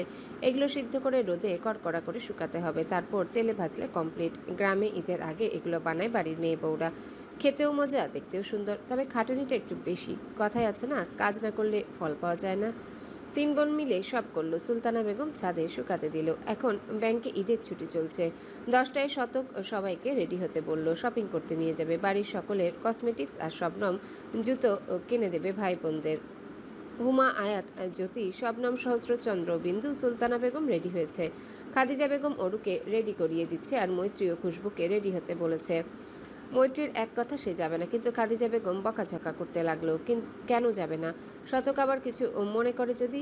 ওর বাবার কানে গেলে? তিনি খুশবুকে বললেন সেও যাবে না। মাহিদ সকলের বর, যেখানে তার কিনে দেওয়ার কথা। ভাইদের থেকে সে কিভাবে নেবে? কিন্তু মা জননী বুঝলে তো। খাদিজা বেগম বলল, তোরা 2 ভাই বোন আমার হাতে মার খাবি, যা তাড়াতাড়ি রেডি হ। ওরা শুনলে কি ভাববে যে এখনো রেগে আছে? ছোট্ট আরু বলল, আমার ভাইকে মারবে না, আপুকে মারো। মৈত্রী চোখ ছোট ছোট করে বললে, আমি তোর কিছু না। আরু বড়দের মতো বলল, ও তো খুলে আনো বোন। খাদিজা বেগম হেসে আরুর গালে চুমু খেয়ে বলল, তোদের সব কয়টাকে খুঁটে আনছি বুঝছেন। আর খুশবু মিঠু তাড়াতাড়ি রেডি হ, আরো গাল ফোলালো। আচ্ছা আমি যাবনি, মিঠুর যাওয়ার দরকার নেই। এর মধ্যে শতক এলো, আরও ছুটে তার কাছে গেল, দেখলো বিন্দু কোলে, তাই ফিরে এসে ভাইয়ের কোলে উঠল। শতক তাড়া দিল। কি রে, তাড়াতাড়ি বের হ, এখনো রেডি হোস নি কেন? এই মৈত্রী, যা বোরকা পরে আয়। আমি যাচ্ছি, মিঠু যাবে না বলছে, ওর মাথা ব্যথা। শতক দেখলো মৈত্রীর মাথা ব্যথা, নাকি তার সাথে না যাওয়ার বাহানা। সে বলল, দেখ মৈত্রী, ফালতু এক্সকিউজ বাদ দে, রেডি হ। মৈত্রী চট জলদি বলতো, মাথা ব্যথা, যাবো না বলছি তো। খাদিজা বেগম ধমক দিল, মিঠু রেডি হ কইতাছি, নাকি মার খাবি? থাক বড়ম্মা, জোর করো না, গেলে যাবে, না গেলে নাই। খুশবু, তুই আয় চলতে। বলেই হনহন করে চলে গেল শতক। তার সাথে তারামি দেখে নিবে, সময় আসুক, অধিকার হোক আগে, তারপর কথা অমান্য করার ফল ভালো করে বোঝাবে। বাইরে অটোর পাশে দাঁড়িয়ে আছে সবাই, অপেক্ষা করছে মাহিদ মৈত্রী আসার। শতক এসে বলল, খুশবু আসছে, মৈত্রী যাবে না। কেন? গিয়ে শুনে আয়। শতক তেরা উত্তর দিল, এমনি মেজাজ বিগড়ে গেল। হুমার মুখটা চুপসে গেল, বেটা গোমরা মুখ। সহস্র আয়াত অটোতে বসে গেম খেলায় ব্যস্ত। শবনম ছেলেকে বকছে যেন দুষ্টুমি না করে। সুলতানা বেগমের কপালে গাঢ় ভাঁজ পড়ল। মৈত্রী এলো না, তার কথা মনে রেখেছে, তিনি গেলেন ডাকতে। শতক বলল, মা, দরকার নেই কাউকে জোর করে নিয়ে যাওয়ার। সুলতানা কিছু বলল না, এগিয়ে গেল। দেখলো মৈত্রী ও মাহিদ আসছে, সাথে আরু। শতক যে বলল আসবে না, ভাবি বোধহয় বকাঝকা করে পাঠালো। মৈত্রী মন খারাপ করে রেডি হয়ে এলো ভাইয়ের সাথে। মা বকে পাঠালো, বাবাকে ফোন করার হুমকিও দিল, অগত্যা আসতেই হলো। মাহিদও মানা করলো না। খাদিজা বেগম ছেলের হাতে 7,000 টাকা দিল। মাহিদ অবাক, বাবা দিয়েছেন তাকে কেনাকাটার জন্য। মাহিদ চোখে অশ্রুর আভাস। শতক দেখলো মৈত্রী আসছে, কিছু বলল না, অটোতে গিয়ে বসলো। কসমেটিক্সের দোকানে গিয়ে শবনম সবার কসমেটিক্স কিনলো। হুমা মৈত্রীকে জিজ্ঞাসা করলো পছন্দ হয়েছে কিনা। ওরা মাথা নাড়লো, মানে হয়েছে, আর না হওয়ার চান্স কম, কেননা শবনমের পছন্দ মানে ফাটাফাটি, সকলের পছন্দ হতে বাধ্য। মৈত্রী সারাক্ষণ চুপ থাকলো। শবনম নিজে পছন্দ করে ভাই বোনের জুতা কিনলো। মাহিদ আরু বিন্দু ও হুমাকে টেডি কিনে দিল। সব ছেলেদের জন্য টুপি, আতর, আরও কত কিছু জিনিস কিনলো। আয়াত সবার জন্য আইসক্রিমও কিছু জিনিস কিনলো। বিরানপুর এসে বাস থেকে নামলো কথা ও কবিতা, দুই বোন। উদ্দেশ্য ফুপুর বাড়িতে যাওয়া। কথার গ্রামের পরিবেশ ভালো লাগে, কিন্তু গ্রামে তাদের আত্মীয় স্বজন বলতে ফুপু ছাড়া আর কেউ নেই। প্রতি বছর একবার এসে ছুটি কাটিয়ে যায় কথা। তার মনে হয় এখানেই চিরদিনের জন্য থেকে যেতে। গ্রামীণ আঁকাবাঁকা পথঘাট, সারি সারি সবুজ ধানের ক্ষেত, যার দিকে তাকালি তনুমন জুড়ে শীতলতা বয়ে যায়, চোখের তৃষ্ণা মেটাতে সক্ষম। সবুজ গাছের মেলা, নদী নালা, পুকুর ঘাটে গোসল, সব কথার খুব পছন্দ। কথা মেডিকেল ফাইনাল ইয়ারে পড়ছে, এরপর 1 বছর ইন্টার্ন। সে ভেবেছে ইন্টার্ন করে এই বিরানপুর কোনো হাসপাতালে জয়েন করবে। কবিতা তার উল্টো, সে ইডেন কলেজের 2য় বর্ষের ছাত্রী। কবিতার গ্রাম তেমন একটা পছন্দ নয়। গ্রামের সবচেয়ে অপছন্দ নেটওয়ার্ক পাওয়া যায় না তেমন, পেলেও স্লো। আরও অনেক সমস্যা মনে হয় তার কাছে। বাস থেকে নেমে যাওয়ার সময় কবিতার একটা লোকের সাথে ধাক্কা লাগে। লোকটা সরিও বলল কয়েকবার, কিন্তু কবিতা রেগে গেল। দেখে চলতে পারো না নাকি? মেয়ে মানুষ দেখলে শরীর নিষ্পিস করে, অভদ্র লোক কোথাকার। লোকটা এবার রেগে গেল। তার একার দোষ নয়, মেয়েটিও বেখেয়ালি হাঁটছিল, ভুলবশত ধাক্কা লেগে যায়। তবুও সে সরি বলছিল, কিন্তু মেয়েটি চরম বেয়াদব। মুখ সামলাইয়া কথা কন, বেয়াদব মেয়ে। ভুল আপনারও ছিল, আপনি দেখবার পারেন না, থাপড়ায় গাল লাল করে দিব। কবিতা এবার ভয় পেল। কি ভয়ঙ্কর কণ্ঠ! সত্যি সত্যি না থাপ্পড় মেরে দেয়। সে কথার পেছনে লুকালো। কথা অবাক চোখে তাকিয়ে লোকটিকে বলল, সরি, আসলে ওর মেজাজ গরম, প্লিজ রাগ করবেন না, ছোট মানুষ বুঝতে পারে নাই। এই কবিতা, সরি বল। কবিতা মিনমিন করে সরি বলল। লোকটা আর কিছু বলল না, চলে গেল। কথা লোকটার যাওয়া দেখলো। লোকটা দারুণ হ্যান্ডসাম, একদম সুপুরুষ। কথা তো বলল না, মনে হয় মঞ্চে ভাষণ দিল। কথা বলল, সবসময় বেশি বেশি করিস। Sorry sis. চল, দেরি হয়ে গেল। তারা সিএনজি নিয়ে গন্তব্যের উদ্দেশ্যে রওনা হলো। শতকরা সবাই কেনাকাটা করে বাড়ি ফিরেছে। সবাই ক্লান্ত। রোজা রেখে এই গরমে মানুষের ভিড়ে কেনাকাটা করা মানে যুদ্ধ করা। সহস্র সোফায় গা এলিয়ে বলল, আল্লাহ, বাজারে গিয়েছিলাম মনে হলো না, মনে হলো মহিলা সম্মেলনে গিয়েছিলাম। যাই হোক, বাংলাদেশে এত মহিলা মানুষ থাকতে আমি একটা বউ পাই না, এখনো সিঙ্গেল হয়ে বেঁচে আছি। এ খোদা, এত দুঃখ মুই কই রাখবো। শফিউর রহমান সোফায় বসে বললেন, আব্বা তোমাকে না একটা বালতি কিনে দিয়েছিলাম, ওটাই রাখো, দেশে খরা সৃষ্টি হলে দরকার পড়বে। সহস্র বাবাকে দেখে কাঁদো কাঁদো হয়ে গেল। বাবা কখন এলো দেখতে পেল না তো। শতক বলল, আব্বা, খুশবুর বিয়ের আগে হাজারের বিয়েটা শাপলা পাগলের সাথে দিয়ে দাও। যা বিয়ে পাগলা হয়েছে। হ্যাঁ তাই করি, আর তুই আইবুড়ো হয়ে থাক। আব্বা, আমিও বিয়ে করব, আইবুড়ো থাকবো না। তুমি প্রস্তুত থেকো ঝড় সামলানোর, কেমন? শফিউর রহমান কিছু বললেন না। কিসের ঝড়? শতক কিছু বলল না, মুচকি হেসে চলে গেল। শফিউর সহস্রের দিকে তাকালো। সহস্রও বলল, আব্বা, আমি 100% শিওর ভাই কাউকে ভালোবাসে আর শীঘ্রই পালিয়ে বিয়ে করবে, আর তোমাকে সেই ঝড় সামলাতে বলল। শফিউর রহমান সহস্রকে বলল, মুভি দেখা কম করিস বাপ আমার। বলে সেও চলে গেল। সহস্র একাই বসে ভাবতে লাগলো ভাই তার কাকে ভাগাতে চলেছে। মাহিদ রুমে বসে পড়ছে, আরু খুশবুর রুমে ফ্লোরে বসে স্লেটের স্বরে অস্বরে লিখছে, মাঝে মাঝে প্রশ্ন করছে। খুশবু এতে বিরক্ত হচ্ছে না, বরং তার ভালো লাগছে। পড়াশোনার মধ্যে একঘেয়েমি আসছে না। এবার আরু বলল, তুমি শুধু আমার ভাই। মাহিদ আরুর দিকে ফিরে হাসি মুখে বলল, আমি তো তোরই ভাই। হ্যাঁ, তুমি আমার ভাই। মিঠুপু, হোমপুর কিছু না। এবার মাহিদ বলল, আমি তো ওদেরও ভাই। না, শুধু আমার ভাই। বলেই ঠোঁট উল্টিয়ে ফেললো, কেঁদে দেবে এখন। খুশবু বলল, ওকে, আমি শুধু আরুর ভাই। মৈত্রী ভিডিও কলে কথা বলতে বলতে মাহিদের রুমে আসছিল। ভাইয়ের কথা কানে বাজতেই সে বলল, আর আমরা বুঝি বানের জলে ভেসে আসছি? মাহিদ ও আরু বোনের দিকে তাকালো। আরু খিলখিলিয়ে হেসে উঠল, না তো, তোমার আব্বা বাজার থেকে পুঁতে এনেছে। বলেই আবার হাসতে লাগলো। মাহিদও চোখ দিল। মৈত্রী চেয়ে দেখলো তার প্রিয় ভাই বোনের হাসি। সে ফট করে ভিডিও কলের ব্যাক ক্যামেরা সুইচ করলো। ভিডিও কলের ওপাশের মেয়েটির চোখে মুখে মুগ্ধতা ভিড় করলো ভাই বোনের প্রাণ খোলা হাসির আওয়াজে। মৈত্রী খেয়াল করলো ঝর্ণা অল্প হা করে চেয়ে আছে ফোনের উপর। সে হালকা সে বলল, ঝর্ণা ভাবি, আমার ভাইয়ের হাসি অস্থির না? ঝর্ণা ঘোরের মাঝে উত্তর দিল, পুরাই কিলার স্মাইল। মাহিদ হাসি থামিয়ে ভ্রু কুঁচকে তাকিয়ে রইল। বোঝার চেষ্টা করলো কে বলল কথাটা।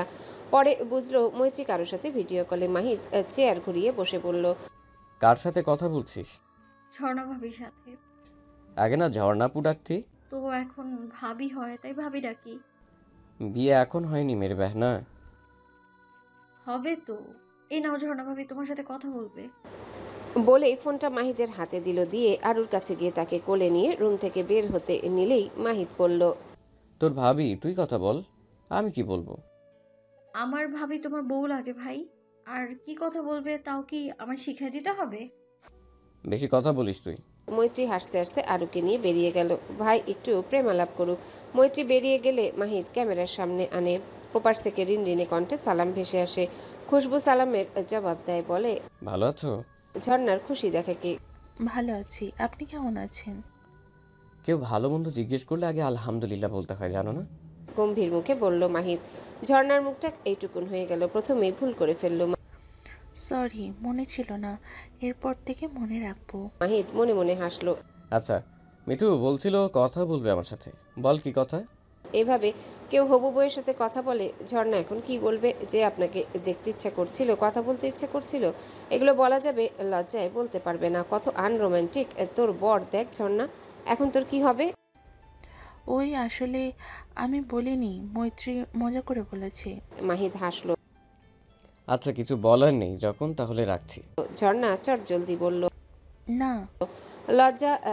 লাজ ভুলে না বলল ঝর্ণা। তার কথা বলতে ইচ্ছা করছে যে। কতদিন হলো দেখে না মানুষ বিয়ের আগে হবু বউয়ের সাথে কত মিষ্টি মধুর রসের আলাপ নিয়ে বসে, যা রাত দিন চলতে থাকে। তার কপালটাই ফুটা বোধ হয়। মাহিদ হাসলো। মেয়েটা লজ্জা পাচ্ছে, তাও কথা বলতে চায়। থাক, আর জ্বালানো অপরাধ হিসেবে গণ্য হবে। সে হেসে বলল, তো বল। ঝর্ণা মাহিদের হাসি দেখে হেসে বলল, কি করছেন? এই তো একটু পড়াশোনা করছি। শুধু বউ দিয়ে তো হবে না, বউয়ের আবদার মানার জন্য চাকরিও জোগাড় করতে হবে। ঝর্ণা লজ্জা পেল। তাহলে তো মনে হয় আপনাকে বিরক্ত করলাম। তা তো একটু, কিন্তু এরকম মিষ্টিটাই বিরক্ত স্বাস্থ্যের জন্য উপকারী। বুঝলাম না। মাহিদ জোরে হেসে ফেলল। তা বুঝবে কিভাবে? তুমি তো বোকা রানী। ঝর্ণার মনটা খারাপ হয়ে গেল। সত্যিই সে বোকা, সবাই বলে, তাকে নিয়ে বিদ্রুপ করে। দাদি সব সময় কথা শোনায়, কেউ বোকা বললে তার মন আপনা আপনি খারাপ হয়। মাহির দেখলো ঝর্ণার মুখটা মলিন হয়ে গেল, চোখটা ছলছল করছে। কি সে কিছু বলবে এর পূর্বে ঝর্ণা বলল, আচ্ছা রাখছি, আপনাকে বিরক্ত করলাম, কিছু মনে করবেন না। এই তুমি কি রাগ করলে নাকি? আমি তো এমনি বললাম। ঝর্ণা ঝটপট বলল, না রাগ করব কেন, আপনি পড়ুন। আর এমনি বলতে হবে না, আমি আসলেই খুব বকা। বলেই ফোন কেটে দিল। মাহিত কিছু বলার সুযোগ পেল না। মেয়েটা কষ্ট পেয়েছে কি, সে তো মজা করেই বলল। সুলতানা ও কাজের মেয়েটি মিলে রান্না করছে। শফিউর রহমান বসে খবর দেখছে টিভিতে। রংপুরে একটা মার্কেটে আগুন লেগেছে। ফায়ার সার্ভিস এর 4টা ইউনিট আগুন নিয়ন্ত্রণে আনার চেষ্টা চালিয়ে যাচ্ছে। আগুন লাগা সাময়িক সময় একটি চলমান ঘটনা, একটার পর একটা আগুন লাগতেই থাকে। আজ এখানে তো কাল ওখানে, মার্কেটে, রেস্টুরেন্টে, কারখানা, বিভিন্ন স্থানে। এতে কত শত লোক প্রাণ হারায় তো হারাই, রেখে যায় অসহায় দুঃখ জর্জরিত পরিবার, যাদের হাহাকার, প্রিয়জন হারানোর বেদনা দেখার কেউ থাকে না। সহস্র বসে অ্যাসাইনমেন্ট লিখছে, ঈদের ছুটির পর জমা দিতে হবে। শবনম মেয়েকে বকে খাওয়াচ্ছে, সারাদিন নাওয়া খাওয়া ভুলে খেলতে থাকবে এই মেয়ে। শতক বাবার পাশে বসে খাতা দেখছে। এরই মাঝে কলিং বেল বেজে ওঠে। সাধারণত কেউ কলিং বেল বাজায় না। সুলতানা গেট খুলতে বলল, কেউ গেল না। সুলতানা আবার বললেন। এবার শফিউর রহমান শতক সহস্র একে অপরের সাথে চোখাচোখি করলো, একে অন্যকে ইশারায় যেতে বলল। কেউ গেল না। বাধ্য হয়ে শবনম বকতে বকতে গেল। দরজা খুলে বলল, কে? আরে সিস, তুমি আমাদের চিনতে পারছো না? শবনম খুশি হলো, একটু জোরে বলল, আরে কথা কবিতা। বলে এটো হাত নিয়ে জড়িয়ে ধরল। কবিতা বলল, সিস, তুমি রোজা রাখোনি? Very bad. শবনম ওর মাথায় চাটি মেরে বলল, হবজা বইন, বন্দুককে খাওয়াইছি। কথা কেমন আছিস, ভুলেই গেছস? ও কথা হাসলো। শবনমের গাল টেনে চুমু খেয়ে বলল, ভুলিনি আপু, তাই তো এলাম। কিন্তু তোমরা ভুলে গেছো, তাই তো যাও না। ভুলিনি বইন, আগে বিয়ে হোক, বাচ্চা কাচ্চা আসুক, তারপর বুঝবি কেন যায় না। আরে এক একটা ঝামেলা। আমি তো বলবো সারা জীবন সিঙ্গেল থাকাই বেটার। আল্লাহ। বলতেই ভিতরে ঢুকলো সবাই। সুলতানা ওদের কথা শুনে রান্নাঘর থেকে এলো, কথা বলল, ফুপ্পি কেমন আছো? সুলতানা বেগম অবাক হয়ে বললেন, তোরা? কবিতা মুখ গোমরা করে বলল, কেন খুশি হওনি? সহস্র কলম দিয়ে ওকে ঢিল দিয়ে বলল, না হয়নি, এখনই বেরিয়ে যা তুই। শুধু কথা থাকুক, ডাইনি দেখতে ইচ্ছে করছে না। তুই আমায় ইনডাইরেক্টলি ডাইনি বললি? না, ডাইরেক্টলি কইছি নেকারানি। সুলতানা বেগম ধমক দিলেন ছেলেকে। আসতে না আসতে ঝগড়া শুরু। কথা কবিতা, তোরা আসবি, আমাকে আগে বললি না কেন? কথা হেসে ফুপুকে জড়িয়ে ধরে বলল, সারপ্রাইজ দিলাম। ফুপা কেমন আছেন? শতক ভাই কেমন আছো?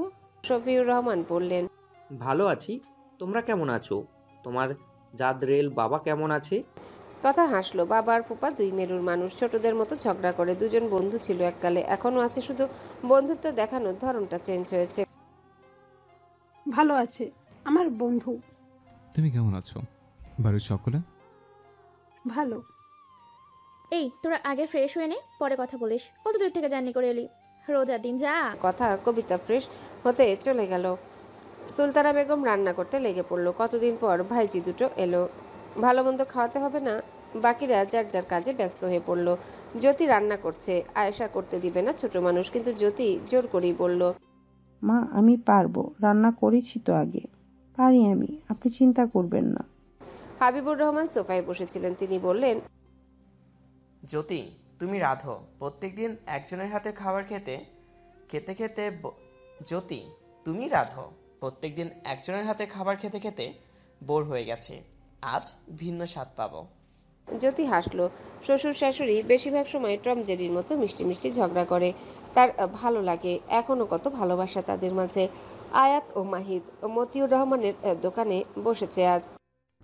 মা শুনছো, আব্বা তোমার হাতের রান্নাকে বোরিং বললো। এতই যখন বোরিং লাগে তার, তো তাকে নিজের হাতে রান্না করে খেতে বলিস। হাবিবুর রহমান হাসলো। নিজে রান্না করতে হবে না, আমাকে সুস্বাদু খাবার খাওয়ানোর জন্য আমার আম্মা জানাছে, বুঝলে? জ্যোতি হাসলো। তখন মৈত্রী ও আরু এলো। ছোট আব্বা, তোমরা ঝগড়া করছো কেন? বলেই হাবিবুর রহমানের কোলে ঝাঁপিয়ে পড়লো। হাবিবুর রহমান কোলে নিয়ে আদর করলো আরুকে। আমার পিচ্চি আম্মাজান রোজা রেখেছে। আরু মাথা নাড়ালো, মানে হ্যাঁ রেখেছে। সেহেরি কখন খেলেন শাশুড়ি আম্মা? আরু তার সম্বোধন শুনে হেসে ফেললো, জবাব দিল হাসি মুখে। একটু আগে। আরু টুকটাক কথা বলতে লাগলো তারা। মৈত্রী জাতির কাছে চলে এলো, হুমা তার পিছু পিছু এলো। মৈত্রী দেখলো জ্যোতি রান্না করছে। মৈত্রী ক্যাবিনেটের উপর বসে বলল, ভাবি হুম তোমার থুতনিতে ওটা কিসের দাগ? মনে হচ্ছে কেউ কামড়ে দিয়েছে। জ্যোতির মুখটা লাল হয়ে গেল। ওই না তো, কামড় দেয়নি কেউ। মৈত্রী দেখো তো ছোলায় ময়দা আরো দেবো নাকি? মৈত্রী ও হুমা মিটমিট করে হাসতে লাগলো। ভাবি কথা ঘুরাচ্ছে, কিন্তু তারাও কম না। ভাবি কথা ঘুরাইও না তো, বলো ব্যথা লাগে? জ্যোতি বুঝলো দুবোন তার খিল্লি উড়াচ্ছে। সে নিজেকে সামলে নিল, বলল, তোমরা যা জানতে চাচ্ছ সেসব জানতে হলে আগে বিয়ে বসতে হবে, তারপর জামাইয়ের থেকেই জেনে নিও, কেমন? মৈত্রী লজ্জা পেল। হুমা দৌড়ে চলে গেল, তবে মৈত্রী দমল না, ফিসফিসিয়ে বলল, আগে জানলে অভিজ্ঞতা বাড়বে, বুঝবার পারছো তো? কথা না ঘুরে সরাসরি বলবার পারো আয়াত ভাই আদর করছে, তোমার নিজের জামাই আদর করছে, এতে এত লজ্জার কি আছে?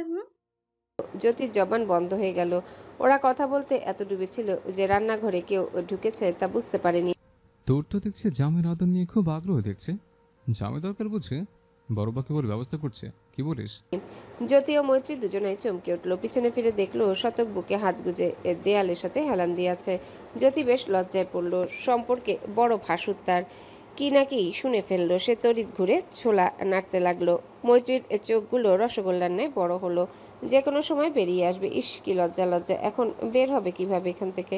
শতক মৈত্রীকে ওভাবে তাকিয়ে থাকতে দেখে ভারী মজা পেল। একটু মজা দেখানো যাক। কি লাগবে?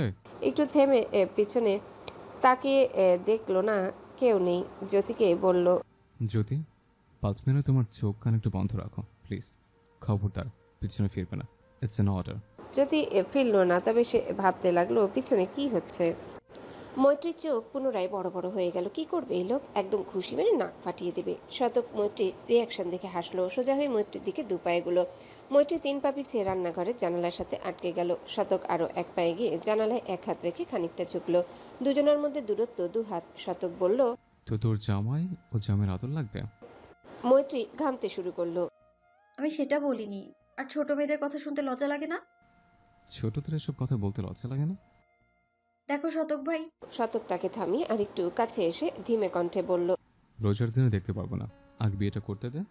উপরে নিচে সামনে পিছনে সব দেখবো, শুধু দেখবো না, আর অনেক you know what I want to say. জ্যোতির হাত থেকে খুন্তিটা পড়ে গেল শব্দ করে। কি বললো এসব? সবারই নিষিদ্ধ জিনিসের প্রতি কৌতূহল একটু বেশি। জ্যোতির ক্ষেত্রেও সেটাই হয়েছে। আরে বাবা, ছোট কিচেন রুম, আর কান কি কখনো বন্ধ করা যায়? আর জ্যোতি তো কানটা আরেকটু খাড়া করেছিল। দুজনেই ধীরে ধীরে কথা বলায়, কিন্তু হায় খোদা, এ কি শুনলো?